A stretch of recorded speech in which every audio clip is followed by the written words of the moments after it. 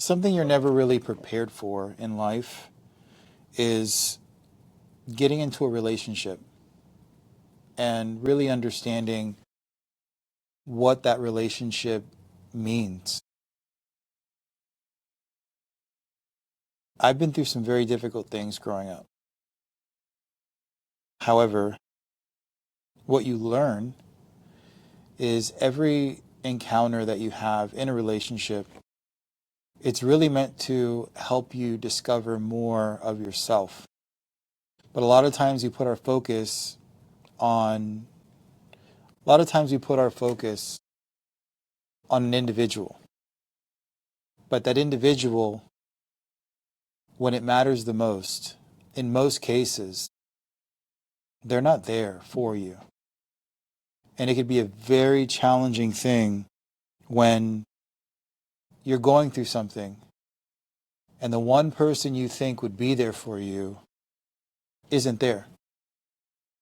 Why is that? A lot of people get into relationships because they're looking to fulfill something that they lack, that they don't have. Instead of getting into a relationship for sharing and creating memories. Going back in time, it was all about survival and reproduction. In order to survive, you had to reproduce, to create a family, to create an offspring. And I think about that. When you're not in a relationship, you actually have the ability to rebuild yourself into the person that you want to be. You don't have to depend on anyone to provide the life that you want. You create it. You build it the way you want it. And there's so many things that I can't say I regret. I don't regret any of the relationships that I've been in, because each relationship that I've been in, it's taught me a lot about myself.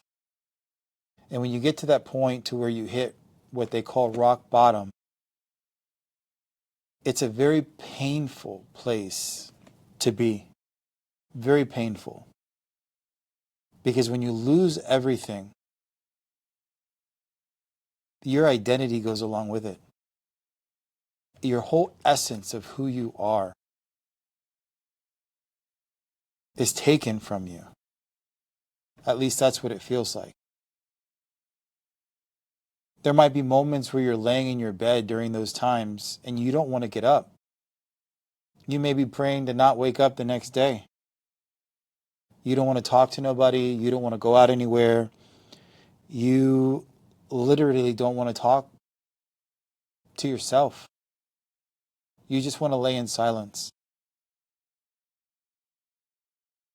But what I've learned over the years is that it's necessary to go through traumatic moments and experiences. And yes, they're very painful, extremely painful, which I can completely understand. And there's some things that happen that if we hold on to whatever pain or trauma that is, it defines who you are. You'll never change. You'll never become a better version of yourself. Every single day you shed parts of yourself. And when you wake up the very next day, if you're granted the next day, you have the chance to make an amazing day. The first starts with your mind. Your mind consumes so much garbage. From your cell phones to phone calls to people that you hang around. One of the things is your environment. So in your environment, you're around people or you're by yourself, you're isolated. There's a difference between isolation and solitude. I personally prefer solitude over isolation. However, isolation is not a bad thing, because you're in a situation, or you're in that isolation, you can't do anything else but think. Now, how you think comes down to asking the right questions, thinking of the right things. And just like riding a bicycle, you may not get it right the first time.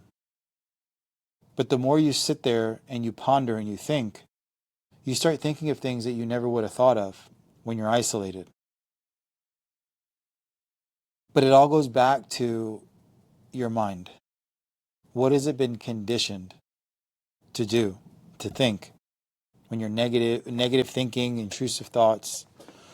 Something that I find that has helped me, and it's helped so many people, even the people that are at the top. I like to think of the people at the top as being successful. It's not how much money they have, it's their way of thinking. And everybody thinks differently. It's not about profit, it's about value. The more value that you could create for yourself, you could share with other people. Rather than it being you're depleting yourself in order to feel valued, to feel accepted. It should never be about that. There is no school for learning how to become your best version. There's a lot of stuff on YouTube and there's a lot of things, but you have to go through some stuff. When I say you need to go through some stuff, you need to go through some stuff that literally you're lucky to make it on the other side. You're lucky to make it through waking up and not knowing where you were. Like there's things that go pretty deep in depth, and I know there's people out there that have gone through some things.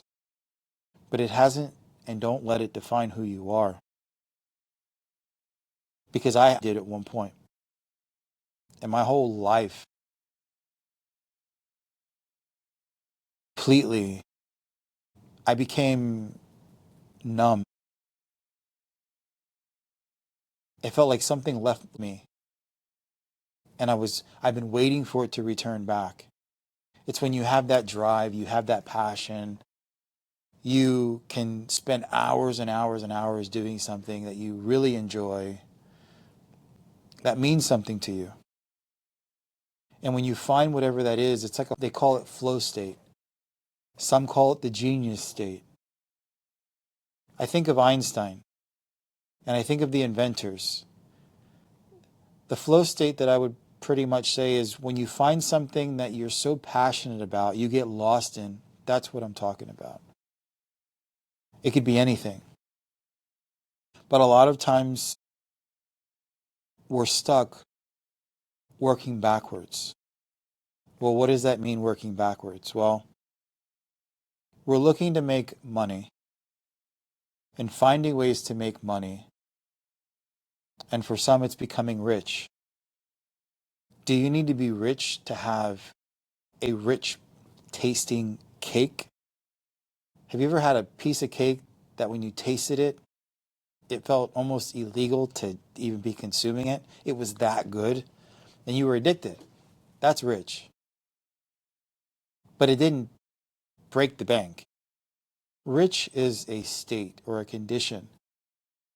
It's like a euphoric feeling, but stable, to where you're doing something that you can get lost in. And when you can get lost in something, that's the best state to be in. You're still present, but you're really enjoying what it is that you're doing. And the most important relationship that you're ever going to be in your life that you have is the one you have with yourself. The day you were born, the life that was born within you observes everything you say, everything you do. But a lot of people have turned their back on that observer, so to speak. It's there with you now. It's no different than you because it is you. It's actively watching and recording everything you do in your life. But when it's more noticeable, when you notice it the most is when you're going through the hardest times in your life. Those moments in your life where you may feel like you have nothing to live for. What's the point? I can't take it anymore. And one of the things that I find interesting is you can't grow if you're not going through something. In order to grow, you have to have bumps in the road. And a lot of times what people tend to do, and anytime I mention people, I'm including myself, we point the finger. Where do we point the accountability whenever something goes bad? Do we point it at a partner? Do we point it at everyone and everything else but ourselves? When you don't take accountability for your own actions, you can never change to become the best version of who you can become. In your relationship, in your life, whatever legacy you want to build, it starts with creating the best version of you. And I started realizing that the environment that we're in does so much. From the colors of the wall, to clutter, to particular people that we might have in our life, those things affect our state of mind. It affects the way that we feel, the way that we think, the way that we behave. Our behaviors is dictated by being accepted. For approval, wanting to be approved and accepted. And the more you focus on being approved by other people and accepted by other people, who's really holding that steering wheel and turning it and steering it where it needs to go? Because most of the time it's not you.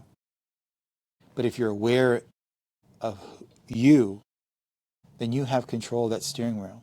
Here's an example. The other day I went to a physician, and the physician, he told me that he had to have his hair a certain way because his wife approved of it and because she liked it. And when I heard that statement, I really thought to myself, he's doing it for her. There's nothing wrong with that. But the more you give pieces away of what you enjoy and what you like, and you as your own identity of who you are, you get to a point to where you do that so often to where you don't even think about it anymore, and you empty out yourself completely. I've done it. It's painful. There was a moment where I emptied myself out so much that I was laying in the bed one day, and it felt like my soul left my body. My body got warm, and it felt like something went. Just giving an example of kind of like what it felt like. It just very shallow breathing. It was weird. It was a very weird feeling. And I was extremely unhappy. I was so unhappy that just I didn't really exist. I was present, but I didn't exist.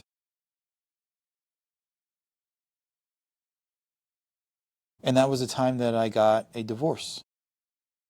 I was not happy.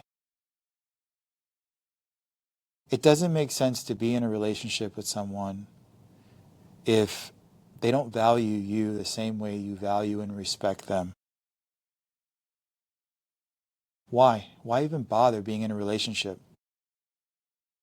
What does a person actually have to offer? Separate from the kitchen, separate from the bedroom. It's like there is more you are giving up in a relationship of yourself if you're not with the right person. And with the wrong person, they take control of that steering wheel, and you no longer have access to steer and control your own life. Now you have someone else that's basically taking over, and they've hijacked your system. What you eat, what you do, who you spend time with. There's so many different things that happen when you're not in the right relationship with people. And I think about this now. What's the real reason that people get into relationships? What comes to my mind that didn't before was, it's something that I'm lacking in myself. Is it love? Is it attention? Is it approval? Is it acceptance? Is it, I don't want to be isolated. I don't want to be alone anymore. I have an obsession. I have to, be in the bedroom with somebody constantly because that's just something that, like, what is it? Because a lot of times getting in relationships, we're compensating externally with somebody else. But I will tell you this. If you get to a point in your life where you realize the value of being in a relationship with yourself first, to the point to where you can do things and completely be happy. You put your best foot forward. Your future self. Your future self is that version of you that wants the best for you. And if you're thinking about the relationship, it's wanting the same for the other person. If you are operating in your future self, but you get to somebody who's operating in their past self, that's not really going to work well, because you have somebody that's living in the past and you're basically your future self making sure that when you do something, you're doing your best. You're putting effort and time. Past self is literally giving up, blaming, pointing the finger at somebody else. It's not taking accountability. There's so many different things regarding a past self that doesn't heal. Past selves don't heal. They don't grow. They don't develop.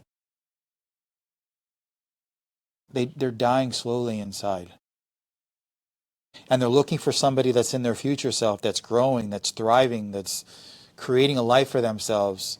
And when you have a past self and a future self get together, this past self is dependent in getting their source of happiness from the future self person. This person could be in a great career. They're changing lives. They're very kind. They're very humble. They're people that have a good mind, good body. They have a strong influence, not authority by telling somebody what to do, but because their example is admirable. This individual that's in their past self, they want to be more like this person. So this is where you have the magnet of this past self person that's trying to figure things out, gravitate to somebody that's doing better for themselves. They have things put together. Nobody's perfect. The future self is still growing and developing. So just because somebody is operating in a way to where they want to be the best version of themselves as the future person. So every single moment and second, what can I do to become a better person? What can I do to build my character? What can I do to find ways to make my life easier? What matters most today? And when you start thinking about that question, what matters most today, even in this moment, it opens up ideas to things you may never have thought about. So if you really want to grow and develop in your life, who are you pointing the finger at? Because the person that you point that finger at, if it's not this way and it's that way, this person is living in the past, and this person is not going to grow. They're going to stay stuck. They're not going to really be able to have the best kind of life that they could have for their family, their kids, career. But when you take accountability and you're not blaming everyone else outside of you, and you're focused on you, so many great things can start happening in your life that could truly make you very happy. Happiness is something that you create, but it's also the quality of your mind and your body. One of the things that helps tremendously is going to the gym. When you go to the gym, you're going to the body shop. Think of a car. You're in maintenance mode. Maintenance mode is you're going to the gym, you're working out, you're taking care of your body. When you take care of your body, it includes your mind. It will release chemicals in your body that you'll feel amazing. You'll feel great right after working out because you've done something productive. And every single time you show up, you go to the gym, you go do cardio, you ride a bike, you work out. Every little thing you do, you're building up your foundation. You're building up you. But when you strip all that away, that is the reason why so many people struggle with their weight, because they don't care about themselves. Excuses. There are people that have a difficult time, thyroid and things like that, but there are other people that they choose to give an excuse to not do the thing that they know they need to do, but they're only hurting themselves.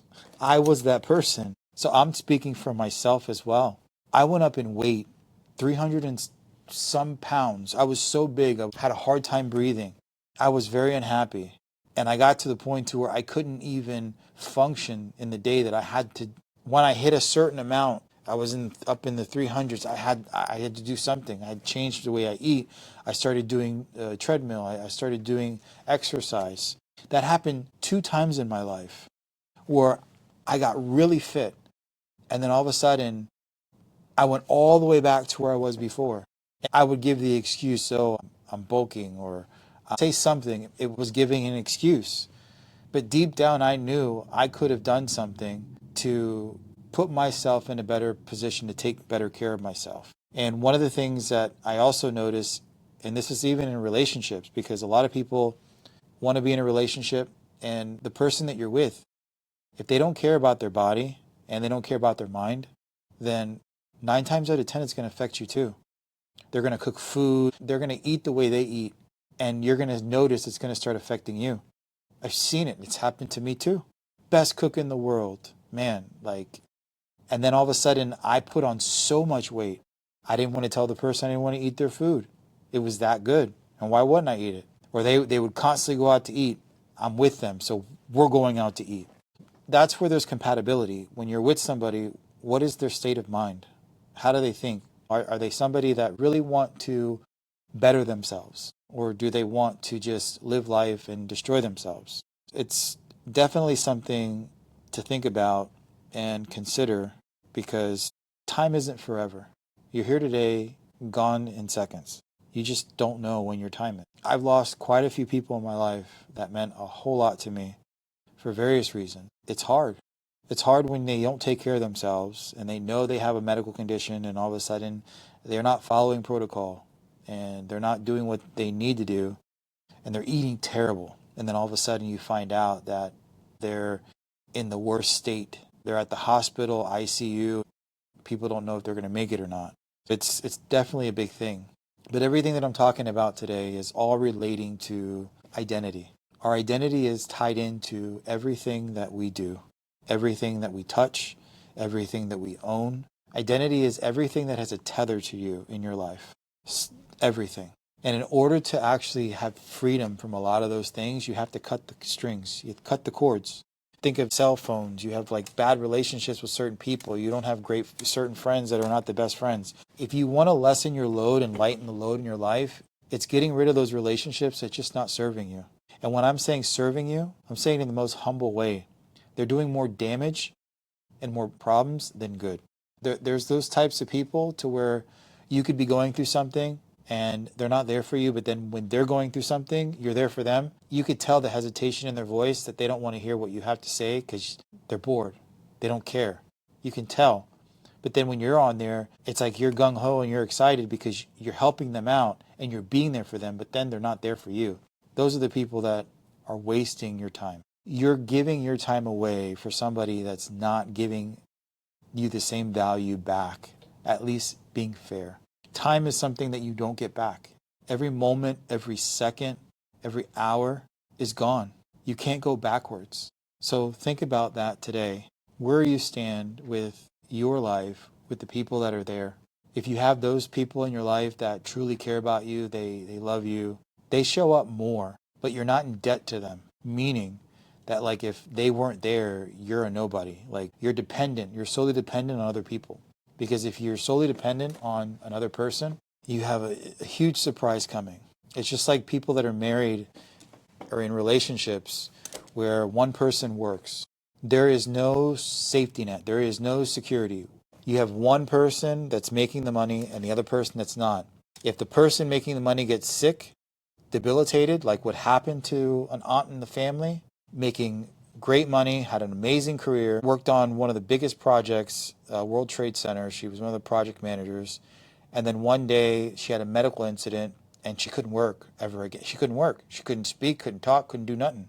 And literally everything in her life turned upside down. And all because she didn't take care of herself best that she could. Things happen, but we always have the ability to do what's right when nobody's looking. And it starts with ourselves. The choices that we make matter tremendously because every little decision that we make is going to help us grow. It's going to put one step forward. It's going to give us something that the experience to know that, hey, I've been there, I've done that, I've experienced that. That was traumatic or that was painful. But at least you could share that with someone else. And that tidbit of knowledge can transform someone's life tremendously. So evaluate your relationships the relationship you have with yourself first. Because the relationship you have with yourself is the most important relationship in your entire existence. What matters most today? Think about that.